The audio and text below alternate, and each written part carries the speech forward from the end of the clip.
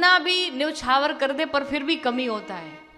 सब कुछ संभालने के बाद भी शिकायतें उसी से रहती हैं। मायके में अपने पिता को संभालती, और बड़ी विडंबना है कि मायके में कहा जाता है ये पराये घर की है ना, और ससुराल में जाने के बाद भी यही कहा जाता पराये घर से आई है। तो एक बेटी विचार करने लगती है कि आखिर मेरा घर कौन सा है, किस घर को हम अपना कहें। एक भोपाल के बड़े अद्भुत रचयिता हुए जिन्होंने इस पंक्ति को लिखा, एक बेटी की बड़ी करुण पुकार है। ससुराल में जाने के पश्चात वो अपने पिता को याद करके ये बात कहती है कि सच बात पूछती हूँ बताओ न बाबूजी, सच बात पूछती हूँ बताओ न बाबूजी, छुपाओ न बाबूजी, क्या याद मेरी आती नहीं। सच बात पूछती हूँ बताओ न बाबूजी, छुपाओ न बाबूजी, क्या याद मेरी आती नहीं। बैठे बैठे अपने पिता को याद करते हुए वो सोचती है कि जो पिताजी कहते थे कि तुम्हारे जाने के बाद मेरा मन नहीं लगेगा, क्या अब उन्हें मेरी याद नहीं आती। कितनी प्यारी बात लिखते हैं कि पैदा हुई घर में मेरे मातम सा छा गया, पैदा हुई घर में मेरे मातम सा छाया था। पापा तेरे खुश थे मुझे माँ ने बताया था। जिस समय मैं जन्म ली, जिस समय मैं पैदा हुई, उस समय सब दुखित थे, लेकिन मेरी माँ ने बताया कि मेरे पिताजी बड़े खुश थे कि हमारे घर में एक नन्ही सी परी आई है, हमारी एक बिटिया आई है। वो बड़े खुश थे और मुझे कैसे बुलाते थे, ले ले के नाम प्यार जताते भी मुझे थे, ले ले के प्यार से मुझे जताते भी मुझे थे। आते थे कहीं से तो बुलाते भी मुझे थे।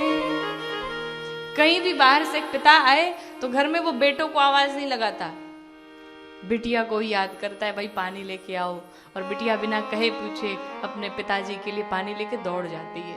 पिताजी बाहर से बड़े थके हुए आए हैं और इतना ख्याल एक बेटा कभी नहीं रख सकता जितना ख्याल एक बिटिया रख सकती है। वो कहती कहीं से भी आते थे तो वो बार बार बड़ा प्यार से मुझे बुलाते थे, मैं उनके पास जाया करती थी। अब कहती है कि मैं हूं नहीं तो किसको बुलाते हो बाबूजी, मैं हूं नहीं तो किसको बुलाते हो बाबूजी, बताओ न बाबूजी, क्या याद मेरी आती नहीं। क्या आपको मेरी याद नहीं आती है? क्या अब आप मुझे याद नहीं करते हैं? क्या सिर्फ आपकी इतनी जिम्मेदारी थी कि बिटिया पैदा हुई, इसको विवाह करके उसके ससुराल भेज दिया, अब कोई आपको मतलब नहीं रहा? कभी ना कभी तो मेरी याद आती ही हुई होगी। और वो अपने पिता को याद करते हुए कहती है कि हर जिद मेरी पूरी हुई, हर बात मानते, मेरी हर एक जिद पूरी किए, छोटी से छोटी मेरी जिद पूरी किए, जो चीज मैंने मांग दी उसे पूरा किया। कि हर जिद मेरी पूरी हुई, हर बात मानते, बेटी थी मगर बेटों से ज्यादा थे जानते, बेटी थी मगर बेटों से ज्यादा थे जानते। कोई भेदभाव नहीं किया, जितना अपने बेटे से प्रेम किया उतना ही प्रेम अपनी इस बिटिया से भी किया, मेरी हर जिद पूरी की। और कहती है कि घर में कभी होली कभी दीपावली आई, घर में कभी भी दीपावली आई। और उस होली दीपावली के पर्व पे मेरे लिए पिताजी ने सैंडल भी मेरी आई, मेरी फ्रॉक भी आई। सैंडल भी मेरी आई, मेरी फ्रॉक भी आई। अपने लिए गंजी भी न लाते थे बाबूजी, अपने लिए गंजी भी न लाते थे बाबूजी। बताओ न बाबूजी, क्या याद मेरी आती नहीं। एक एक पैसे कमा करके, एक एक चीजें जुटा करके जब से मैं पैदा हुई मेरे विवाह की तैयारी में लग गए। कभी भी कोई त्योहार आया तो हमारे लिए वस्त्र लेकर के आए, कपड़े लेकर के आए, हमारे लिए फ्रॉक लेके आए। छोटी से छोटी चीजें हम बच्चों की पूरी की, लेकिन पापा ने स्वयं के लिए कुछ नहीं खरीदा, कुछ नहीं किया। और देखिए कहते हैं कि सारी उम्र खर्चे में कमाई में लगा दी। घर परिवार को देखते ही रह गए। सारी उम्र खर्चे में कमाई में लगा दी। दादी बीमार थी तो दवाई में लगा दी। पूरे परिवार का खर्चा, लोगों की दवाइयां, सब कुछ किया। और पढ़ने लगे हम सब तो पढ़ाई में लगा दी। जब हम बड़े हुए तो हमारी पढ़ाई में सब कुछ लगा दिया कि हमारे बच्चे पढ़ें। पढ़ने लगे हम सब तो पढ़ाई में लगा दी। बाकी बचा वो मेरी सगाई में लगा दी। बाकी बचा वो मेरी सगाई में लगा दी।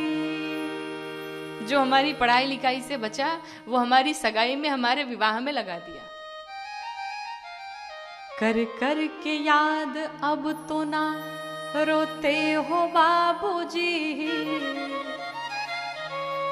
कर कर के याद अब तो ना रोते हो बाबूजी।